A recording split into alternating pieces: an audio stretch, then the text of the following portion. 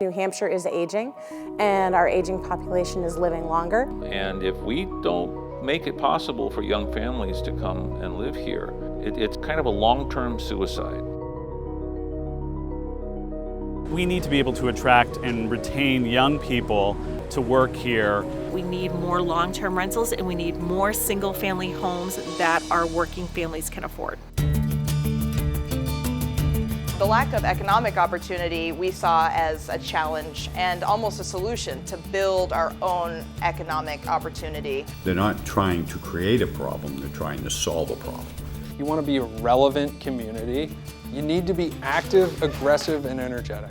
Know that you're needed and that your voice is important. But we've been talking about this now for 10 years. I mean, it's time.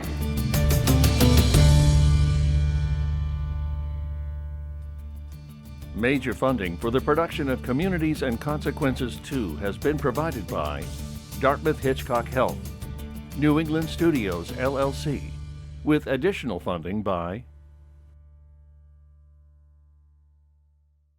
Welcome. New Hampshire regularly places near the top of national rankings as a desirable place to live, in part due to the varied environment and robust economy. Add to that a rugged independence and love of local democracy, and the Granite State is tough to beat for residents and tourists. But all is not well. Local decisions have contributed in part to dramatic demographic changes over the last 30 years. New Hampshire is now the second oldest state in the nation by median age. Why does it matter? Well, until the recent pandemic, New Hampshire was facing widespread worker shortages, a lack of available affordable housing, and declining school enrollments in most communities around the state. All of these issues threaten the economy and quality of life. So our team traveled around the state to meet just a few of the many people working to build more welcoming places for people of all ages. They are working to create more flexible, affordable housing and helping young people not just find a job, but build a life in New Hampshire. They are young leaders in their communities, running for local office, and they are bringing new energy and entrepreneurism to help revive struggling communities. It's not easy, there's plenty of resistance, but there's a common thread running through these stories. They've talked about these issues for years, but now they believe it's time for action. We start in the Upper Valley, in the northwestern part of the state, divided by the Connecticut River. The region has a reputation for close-knit, active communities, but also for collaborating regionally to address challenges and opportunities. One example is School District 70. It spans both New Hampshire and Vermont. Jasmine Johnson is a recent high school graduate of that school district and a native of the area. I've been in the area since I was born. I still live with my mom to this day. I recently graduated high school, so I applied to colleges. It was just too expensive. It wasn't worth the money to pursue the 4 years there. Now what? Jasmine is not alone among graduates in the area who wonder what's next and if the Upper Valley can be part of their future. This dilemma has contributed to a crippling shortage of workers, including those in healthcare. Sarah Currier is the Vice President for Workforce Strategy at Dartmouth Hitchcock Medical Center, the second largest employer in the state. She lives this daunting search for workers every day. I think a lot of people understand that it's difficult to find experienced, talented physicians because there may only, particularly in the specialties, be a small handful of people with that skill set across the country.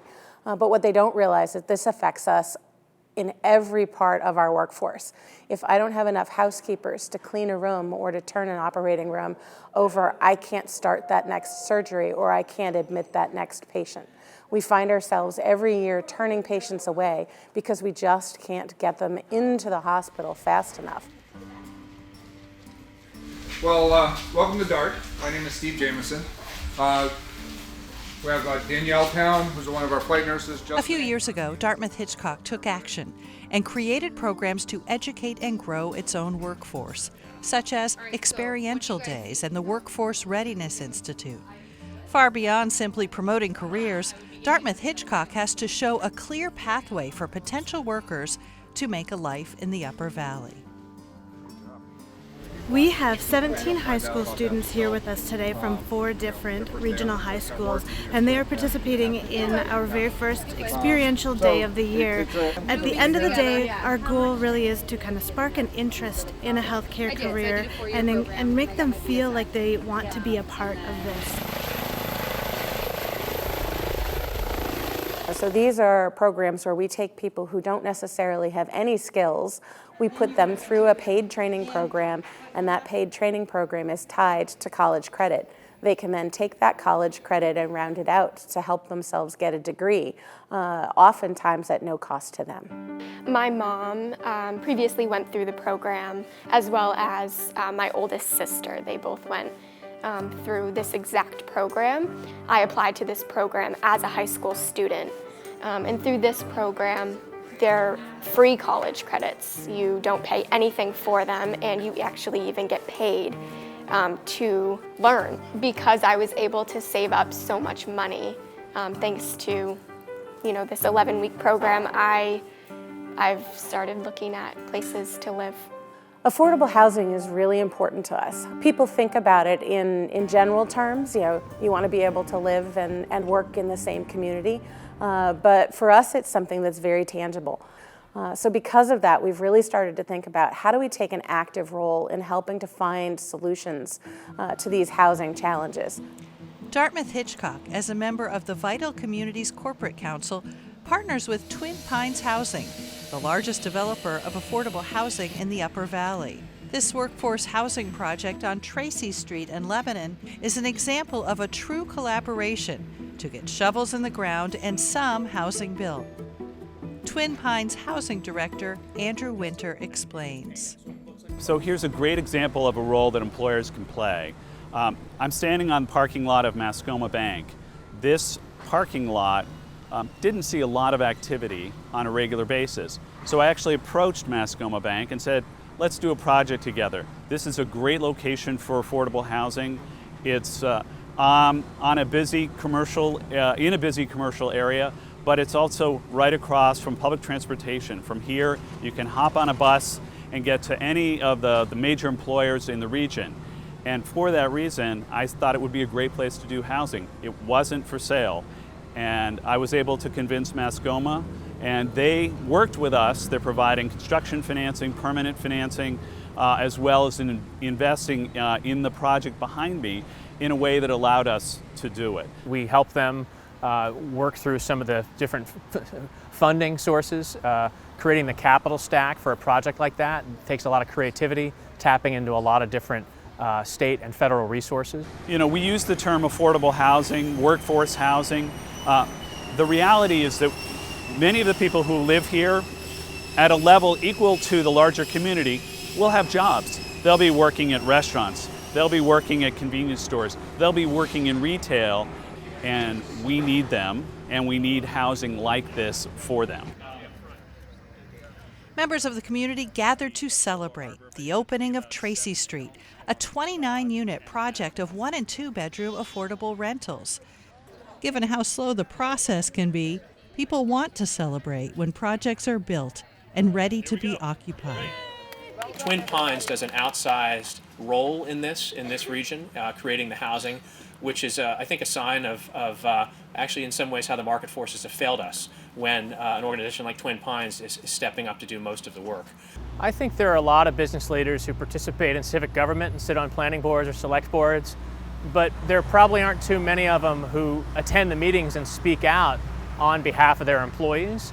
And I think it's gotten support from the housing advocates, but it's also not necessarily been well received by those who may not want additional housing. And that's a fact, is that not everybody wants the communities to change or have more people there.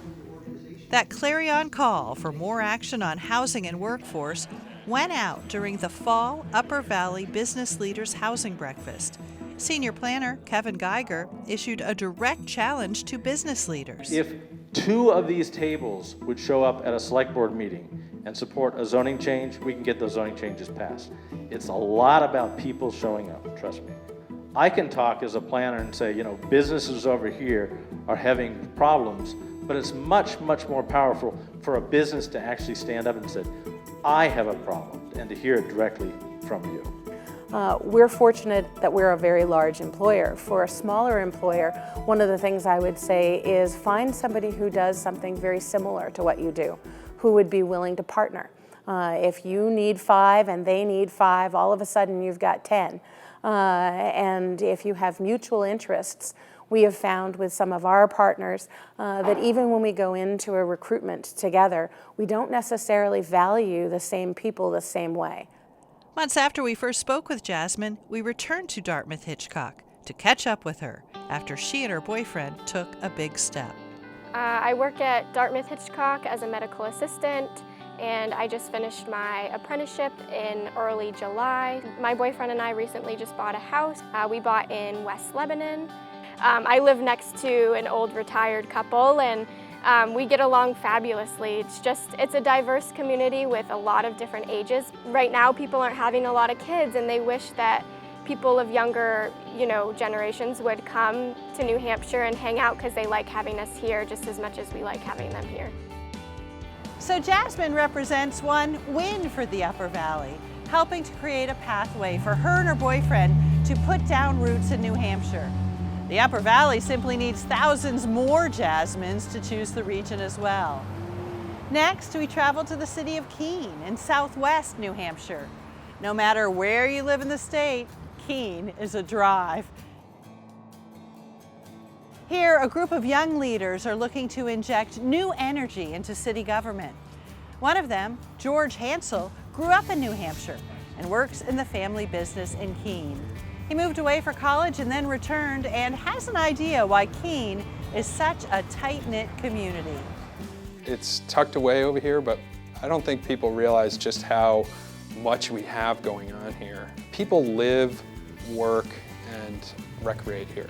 So they're all tremendously invested in the community. We're not a bedroom community for somewhere else. There isn't a major attraction really for a 50-mile radius around Keene. So this is it. We have to make it great. Kate Bosley and her husband, Craig Henderson, are both originally from Keene and talk about it a bit like a hidden gem. So I feel that we have a very strong community. I think we have a caring community. I like the fact that we're relatively safe here. And I think as young people, when we were deciding, we had this opportunity to choose between the Seacoast and Keene. And we decided to look to Keene to start our lives and our family because the opportunities for us to have our own business here, I think that anyone that you ask will tell you that Keene is just an amazing place to raise a family. Like many couples these days, Kate and Greg have a full plate. I definitely believe that if you want something done, you give it to a busy person. We both like to be busy. We thrive in that environment. I am a business owner. My family owns an in-home care agency that I'm the managing director of. We have 2 children, 8 and 10. We also have a real estate investment company that we've started together and have grown over the last 15 years. When an at-large appointment opened up on the City Council to finish out a term, Kate decided to run for it and won. A few months later, George Hansel, who was the youngest council member by 20 years when he began serving 4 years ago, decided to run for mayor of Keene. About a month before the election, we attended a Policy and Pints event in Keene, hosted by Stay, Work, Play, a New Hampshire nonprofit organization tasked with helping to attract and retain young people for New Hampshire. Executive Director Will Stewart asked the gathered group what they love about New Hampshire, but also what needs to be done to keep them here. We noticed some of the candidates running for city office had come to listen and learn. Starting this year, we started getting involved in advocacy at the state level. But our board of directors recognized that if we really want to move the needle on attracting and retaining young people here, that we need to get involved in policy. We actually have several young professionals here tonight that are running for local government. So I applaud you all. So thank you for giving up your time. The term that I use is that it's a small enough area that you can make a difference. It's a big enough area that it matters. I came here to spend a week here. I've been here about 7 years, so I didn't leave.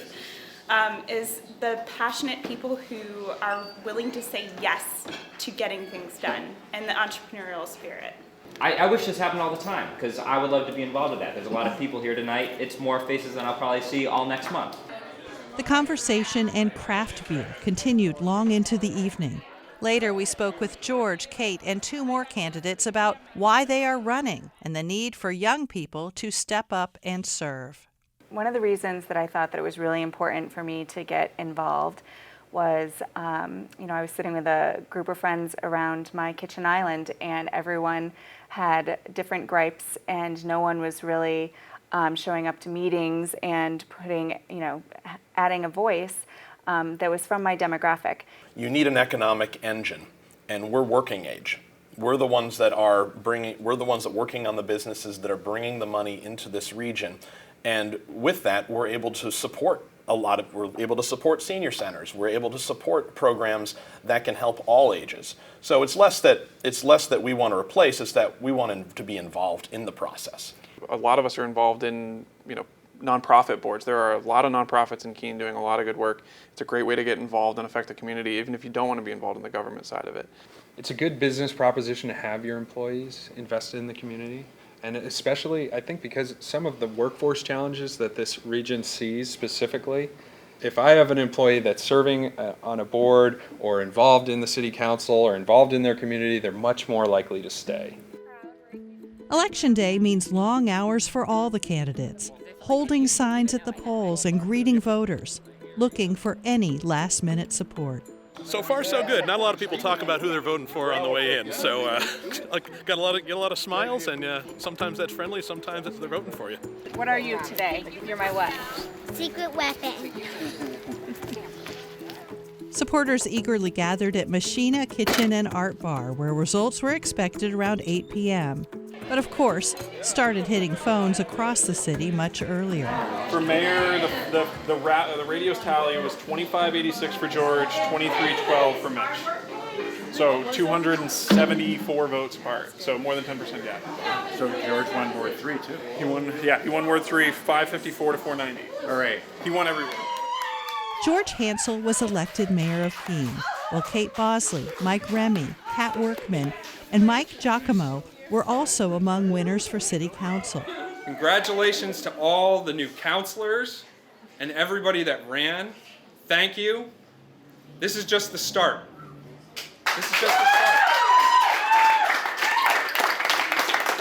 So we have lots of women that won tonight, which is so exciting. I think that in my short experience, this is the most women that I've seen that are going to be serving on council, which is very exciting. I think Keene's ready for some change, younger voters, younger candidates, younger city councilors, and want to see that momentum continue forward. The new council was sworn in on New Year's Day and immediately began to focus on what the goals would be for the new council until a pandemic hit the nation. We had about 3 months from January 1st to March 15th before our entire focus changed. I was really nervous and terrified when the pandemic came out, and the scale and scope of the pandemic. I was very nervous that people were just going to clam up. The economy was going to stop. As mayor, I really tried to get the message out there that we need to lean into this recovery. And there was a lot of information coming from the state that needed to get communicated to people. I did a daily town hall, daily video virtual town hall, streamed live on Facebook. And on top of that, I have a radio show every Saturday. So that's a call-in show. If you have a question for the mayor, there's no excuse. You can get in touch with me really anytime.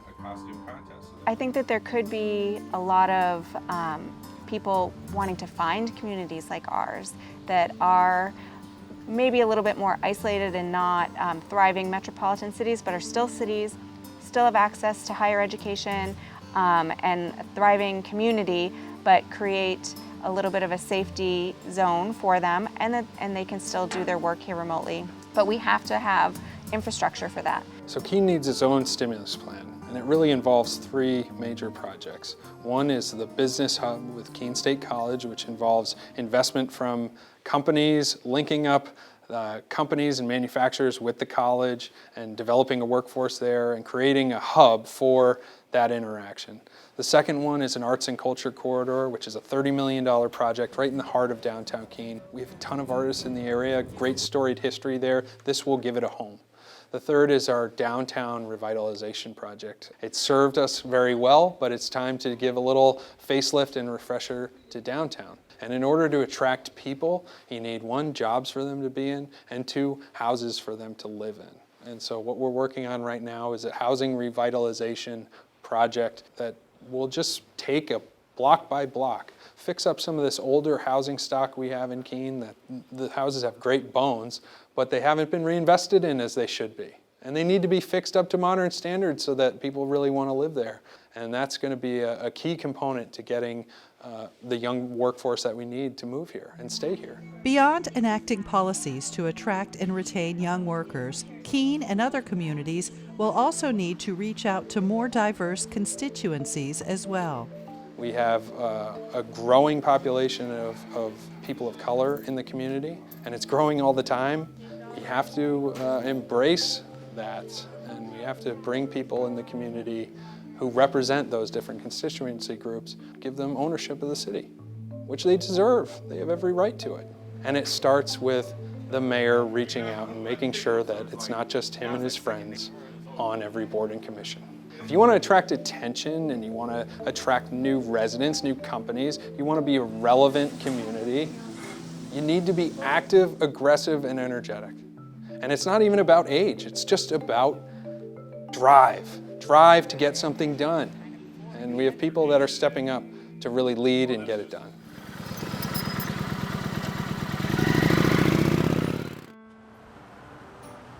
We now travel 2.5 hours northeast to the Mount Washington Valley region of New Hampshire with 18 small towns in the oldest county in the state, where half of the residents are over 55. The region provides 4 seasons of brilliant scenery, outdoor recreation, resorts, shopping, and an active lifestyle for residents and the thousands of tourists who visit every year. Victoria Laracy and Andy Dean are members of the Workforce Housing Coalition of Mount Washington Valley. They are trying to solve a crisis that threatens the well-being of the region. Employers report acute shortages of workers, but the lack of steady, well-paying year-round jobs and the shortage of adequate and affordable housing discourages young people and working families from putting down roots. We first met Victoria at another Policy and Pints event, this one at Tuckerman's Brewery in Conway, where Stay, Work, Play Executive Director Will Stewart also asked this gathering of young people what the challenges are for them to stay in New Hampshire. Anyways, I feel like I represent a typical millennial. You graduate college at 22, you're in debt if you want to live here. You don't have a great paying job. Then there's Airbnb to compete with and second homeowners. We choose to be here because of the lifestyle choice, but if we don't tackle student debt, we're not going to be able to support the young people who are here. There's so many good reasons to live here, you know, being outdoors, it's a really tight-knit community. And I've had problems with both housing, you know, I have 5 roommates and we live in a dump. And there's no, like, you know, there's 2 other rental properties, you know, in the classifieds maybe. After the event, Victoria summed up her view of what the Upper Valley needs. Planning boards and the community need to be open to more development. We need more long-term rentals and we need more single-family homes that our working families can afford. Frustrated with years of inaction addressing the housing and workforce crisis, Victoria and Andy decided to take the lead and draft a workforce housing ordinance themselves, which lays out a series of local rules and regulations governing aspects of land use planning and development. They would then work through the town select and planning boards to get it on the ballot for a public vote. We've been talking about this issue for so long, and I think we just got tired of talking about it. and said, we got to do more. We can't just talk, because talk doesn't solve affordable housing crisis. Building affordable housing solves an affordable housing crisis, and how can we actually do that? The retail businesses are one of the key employers in the Valley.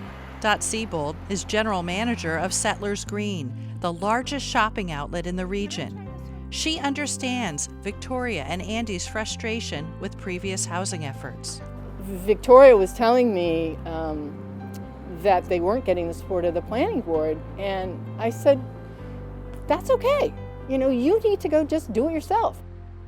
Once a draft was written, they began presenting to the Conway Select and Planning Boards, answering questions towards building support and getting it on the ballot, being sure to note a key provision for maintaining affordability in the region. In order to keep these units affordable, there's a deed restriction that's put on the property. And for 20 years, there would be a restriction that these units cannot be used for Airbnb, VRBO, short-term rental, that they have to be sold to a buyer that's qualified. An eligible buyer is someone that meets the affordability threshold, it doesn't exceed it. And for renters, it would mean that their income is of a certain level where they would qualify as an affordable renter.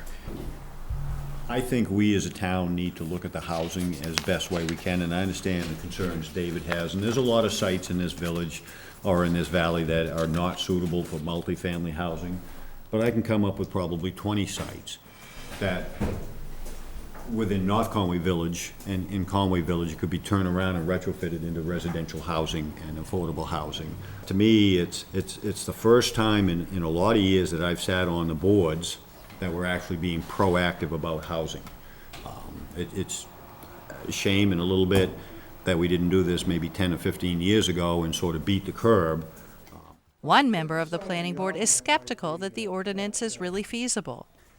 Increased density and the affordability factor would create some adverse situations, not the least of which requirements for increased public services, increased social services, and increases in school services. So my question is simply, who's going to pay for that? In planning board meetings, oftentimes, if it's a controversial subject, you get a lot of people out who are speaking against it. And I think in the business community, they need to show up at these meetings as well and speak in favor of it from the business viewpoint. From meeting to meeting, Victoria and Andy's team of volunteers incorporate feedback from multiple presentations into their draft ordinance. What we often miss is that much of the groundwork for affecting change in communities is done by citizen volunteers in small working groups like this one in the back of a coffee shop.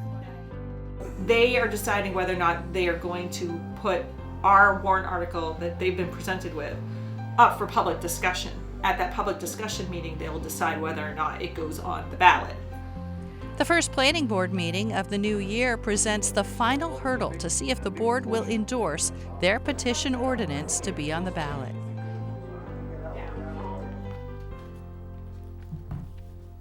How many of those units can you now put on that piece of property? Or is that not restricted at all? In other words, can I build 100 houses on that? No, and that's the thing. It's essentially, if you could build one unit, you could probably now build two, but you need to have an affordable Or you unit. could build 10. You can't. No, you cannot. Okay, so there's a restriction on the amount. Yes. Correct. This is a chance for us to adjust the zoning ordinance to allow for more housing stock. They're not trying to create a problem, they're trying to solve a problem. You might want to entertain a motion to recommend the petitioned article on the town warrant. So moved. Second. All those in favor? It's Unanimous. Now would you like to explain? We got full planning board support. Yeah, I was. We were surprised. We were very surprised. We felt like we were going to get a majority support, and in the end, even the one that spoke out publicly back in September came around and decided to support it. So this is a huge boost to our warrant article. Yeah. Normally, Victoria's team would plan an aggressive outreach campaign before the vote, but the pandemic changed everybody's plans. We really had to change the way that we are going to educate our community about the ordinance. We're going to do a Young Professionals Roundtable to educate them on the ordinance. We are going to talk with the Kiwanis group and the Rotary group. Unfortunately, when the stay-at-home order came into effect, a lot of those events, actually all of those events, had to be canceled. Working to pass this ordinance and getting more homes built for working families is a moral cause for both of them. I see housing sort of as like a basic right. And the fact that we have people in our community that work full-time and can't afford housing is absolutely unconscionable to me. Turnout was a concern on Election Day given the pandemic, but Conway developed a creative plan to keep voters and poll workers safe. Drive-through voting. Door with your last initial. Good, how are you? Good. Can you state your name? After the tally, the housing ordinance passed by a wide margin, an historic first for Conway. But it was also clear there was so much more to do. It's sort of like now that you've done the work, you sort of have to market the work that you did, right? And that's really the big thing. So to go out there and now tell people, hey, this happened, like we got this done. So you can publish it to builders and put it in trade journals and say, hey, you know, maybe come back and take another look at Conway because this is what we've done now. You can also, I think it sort of encourages other communities to say, hey, if they were able to do it, why can't we do that here? Because they've done something that's going to attract more development and more people to stay in their community. And we want to be competitive with them. That's what this ordinance is doing. Somebody might be more inclined to invest in long-term housing stock market, and now he can look at a site and say, okay, maybe I can make this work for all parties to be, because it's a little bit more cost affordable with less restrictions, but it's also meeting the code so we're not ruining the area. Young kids today have a whole different perspective on life than what we're used to, and it's refreshing to hear some of their input. We just had 2 new members voted onto the planning board, and they're from the younger generation. It'll be interesting and intriguing to see what they have to offer to the board. Conway may not have to wait long to have its first project since the passing of the ordinance. A little over a month later, the planning board gave conditional approval for the first of a potential 4-building rental project off Technology Lane. Avesta Development Director Patrick Hess explained. Yeah, so Avesta Housing is developing a 40-unit residential building that would be the first of what we hope would be up to 4 buildings and 156 units of rental housing, mixed income, meaning that parts of it will be income restricted and others will be market rate. The passage of the ordinance in the town of Conway has benefits to the current project that I'm working on, and that allows us to think about the land we have under contract differently, whether we can do more to meet the demand in the area. And then moving forward, the ordinance means that we can look at properties around the town of Conway in a different light, because the density now allowed under this ordinance means that certain projects would be feasible in a way that they hadn't been before.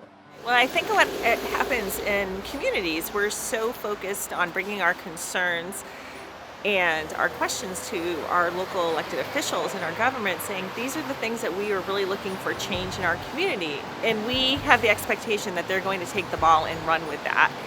And in hindsight, a lot of our community representatives and elected officials are volunteers, so they need that community support, the involvement, and sometimes for us to say, hey, this is what we want, let's work on this together, and take the leadership role to work with them and make it a collaboration. This avenue makes perfect sense, as opposed to some of the other things that I've seen. From a promising way forward for Conway, we turn now to the southern New Hampshire community of Pelham, right on the border between New Hampshire and Massachusetts. Jeff Gowan has been the planning director for 15 years. Originally from the Midwest, Gowan found New Hampshire very much to his liking. In the Midwest, where I lived most of my life, it's sort of all county, and I think here, when I went to my first town meeting, which back then was before Senate Bill 2, so it was a real old style town meeting, I was hooked. I'm like, this is quintessential America. Pelham has a population of just under 14,000. We're a border town, nestled between Drake, Massachusetts on the Mass border, Hudson to our west, and Salem to our east. Pelham has, it's still got small town charm, even though we're nearly 14,000 residents. I think this is a healthy community, and I want to see us become more healthy and not, kind of make the mistakes that some communities have where we become a senior citizen community, where it's really just about that age group, that cohort. Again, I'm a member of it, so I can say that. After building more than 300 units of age-restricted housing over 20 years, Gowan advocated for a bold first step, supported by the Planning Board, towards making Pelham potentially more welcoming and affordable to younger people. Well, Article 2, which is on the ballot, is seeking, put there by the Planning Board, to eliminate age-restricted housing for all future projects in the town of Pelham. We have 346 of those units age-restricted in one way or another, and it is not really providing options, in my view, for our existing senior population, many of whom struggle with affordable housing. It also, I think, has resulted partially in the decline in school enrollments, and we've built our school infrastructure to accommodate more students than we currently are having. So I think having a more diverse population move into our community would certainly help fill up those classrooms, which brings the cost per student down significantly over what it is today. On Election Day, like in other communities, a relatively small percentage of the voting population trickled in during the day to vote on the town and school budget, maybe buy some Girl Scout cookies, and consider Article 2. Cindy Kirkpatrick, first-time candidate for Planning Board, fears that finding a home today is far more difficult than when she and her husband moved here. We moved in here 11 and a half years ago, and to find a house similar to what we've moved into, whether they call it a starter home or a first-time home buyer, I don't see many of those on the market or in an affordable range for someone. I also think that a lot of the housing for the seniors that are here, I know my mother couldn't afford to sell her home on Cape Cod and move to Pelham. The article to rescind age-restricted housing passed by a 2-to-1 margin, but passing one article alone would not solve the housing issue. Within a little over a month, the Planning Board convened a workforce housing design charrette. This was a Get to Work and Work the Problem 2-day event, moderated by Workforce Housing Coalition of the Seacoast Executive Director Sarah Reitzman. We've been here since Tuesday. We are looking at Pelham's Town Center and looking at ways to encourage and allow workforce housing in this town center. What they're hoping to do with what we're taking away today and the lessons that we're learning through this process is how to build a workforce housing ordinance. And they're actually starting this process in just a couple of weeks. Armed with information from the charrette, Gowan and the Planning Board wrestled through the summer and fall with reviewing the logistical, zoning, and regulation challenges of attempting to diversify Pelham's housing stock. Discussion was at times passionate, attempting to find agreement on the need to address the issue. Just working with our conservation subdivisions, we have a requirement for workforce housing, using that. I think it's something we need to address. I don't think we should say we can't do it. I think we've got to find a way to do it. You guys are going about talking about what you're doing all wrong. How many people here want to live in a 3-bedroom home for the rest of their lives, knowing you could afford or hoping you could afford something better? It's the American dream. The American dream is not to live in the ghetto. It's not to, ruin Pelham and put in high-density housing. It just doesn't make sense to me at all, Roger. I am so opposed to this whole, everything you guys are doing. What we're creating right now on the national housing scene, we're creating dinosaurs. The next generation does not want 6,000 square feet in an elevator. They want to live in pocket neighborhoods. They want to raise their family and community. This is what the next generation wants and can afford, quite frankly. Fall brings old home days to Pelham, where families turn out to celebrate their town and traditions.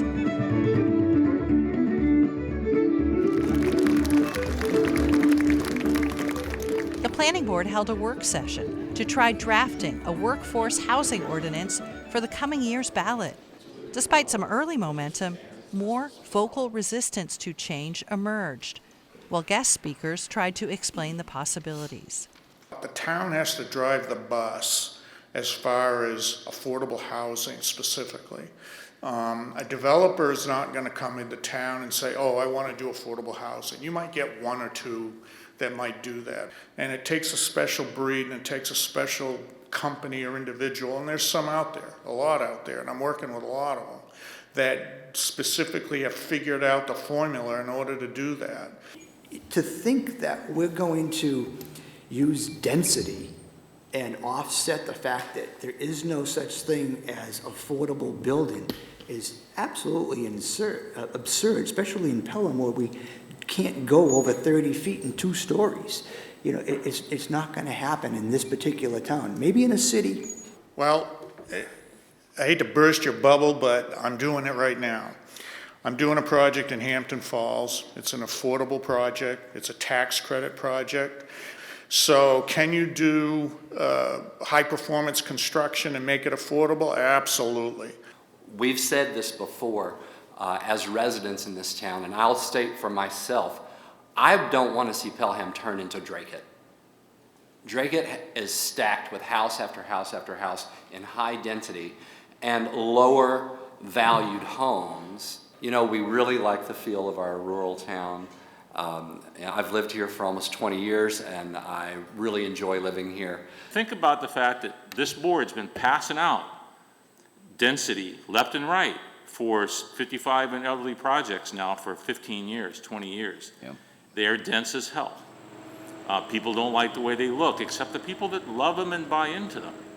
I absolutely know that if you treated that not as age restricted, with a similar sort of density, better landscaping, more creative in the way it's designed, so it's not just a row of houses running down a road, there will be people interested, young families, who can't afford any other options, because that's the starter home of today. But my goodness, when you're looking at how much for a 2-bedroom apartment, $1,700? One bedroom. $1,500. I think there is a need for some apartments. And it doesn't have to be block after block, and it doesn't mean we're going to turn it into Revere or Lynn, where I'm from, or even Dracut. But we certainly ought to be providing more housing for those in our community or people we want in our community to live. And I think that's where we need to go. But we've been talking about this now for 10 years. I mean, it's time to make some adjustments and realize we've basically redrawn the demographic map of Pelham over the last 8 years into a graying population by encouraging senior and elderly housing. It's time now for us to put our thumb on the scale and say we need to encourage younger people to come into town.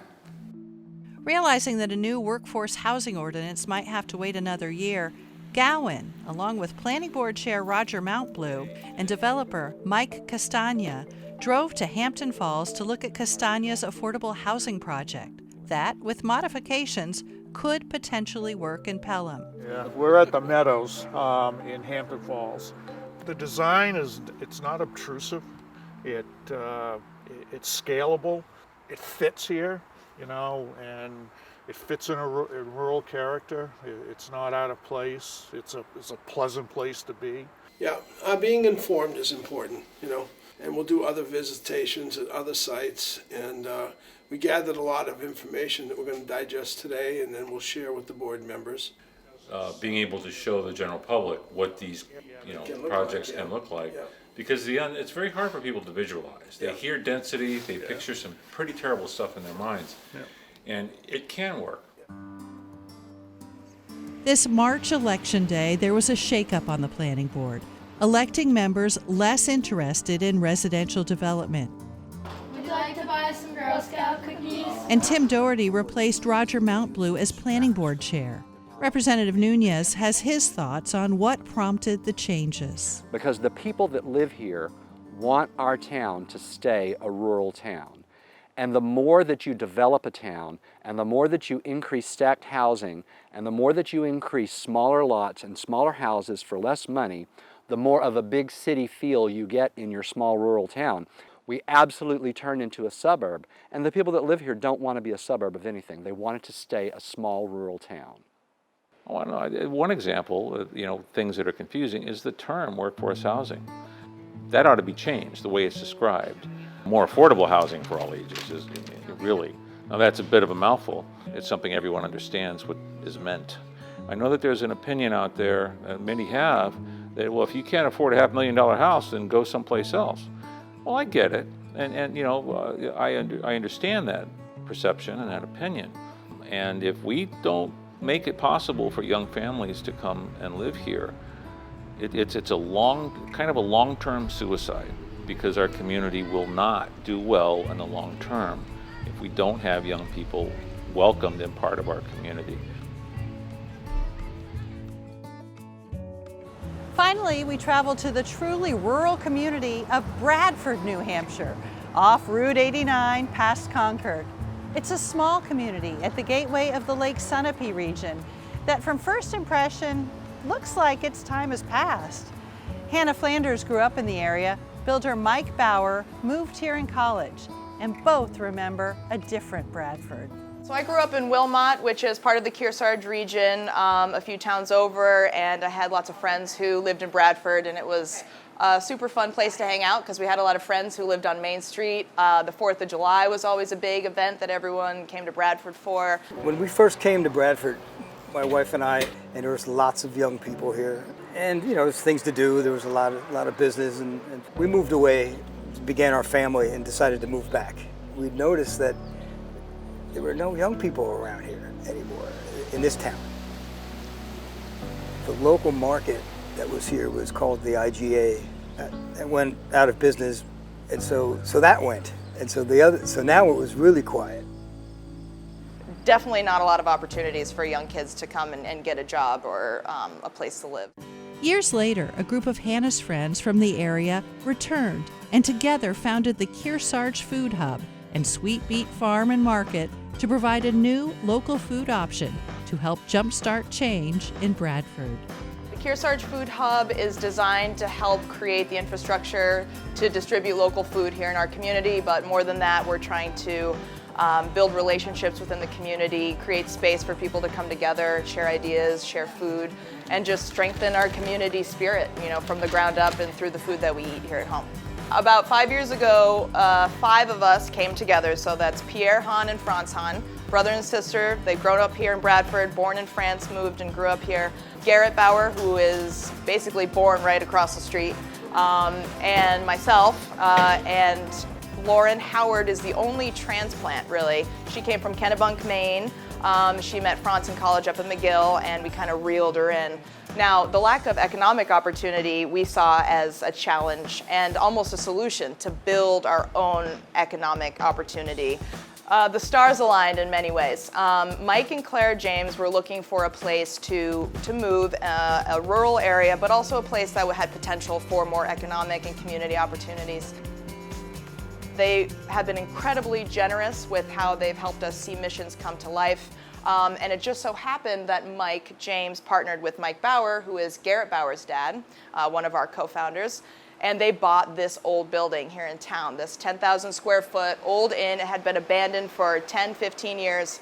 And really with the community vision, they bought this inn. It's been completely empty and gutted, hardly any walls or anything when they bought it. And knowing our mission and our interest in year-round local food, they invited us to move our old seasonal farm stand operation into this old building as a year-round market. You really have to have a mindset of like a longer-term vision of something good happening for the community, and that you have to be willing to sacrifice short-term gains.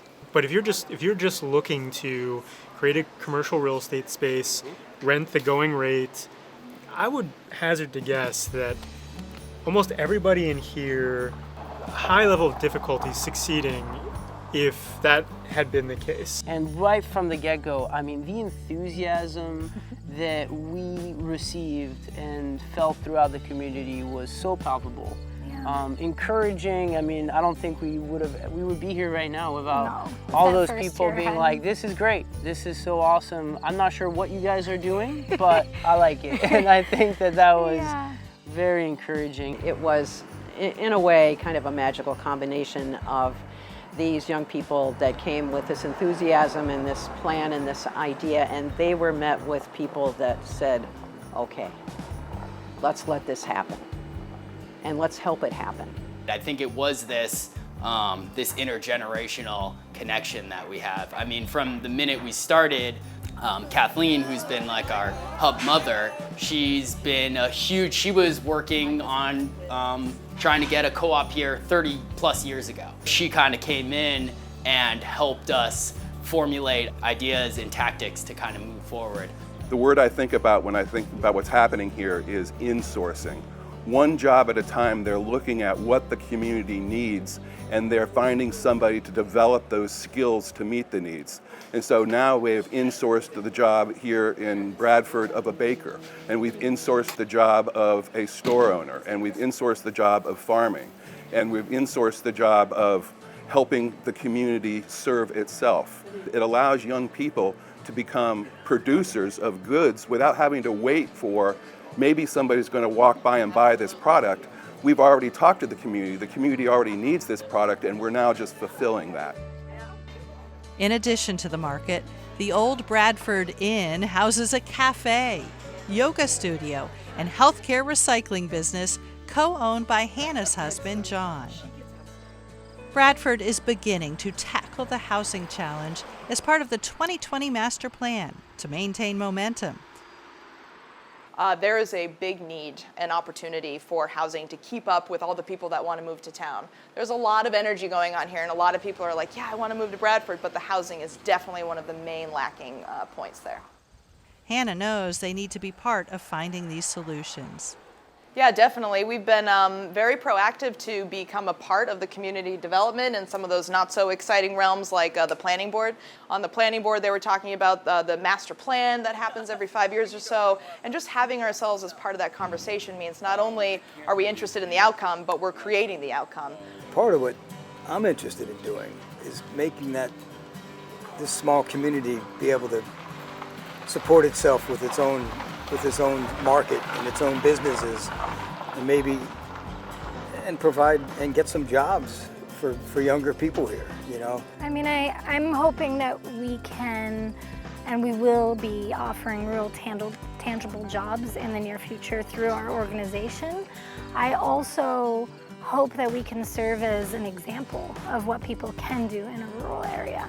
I think there are so many good reasons to leave New Hampshire and go explore other areas depending on what you want to do, but I hope that that's a choice and that it doesn't come down to a need, and that if people do want to stay and be part of this community or any rural community, that there are ways to make it work and to make a sustainable, viable lifestyle.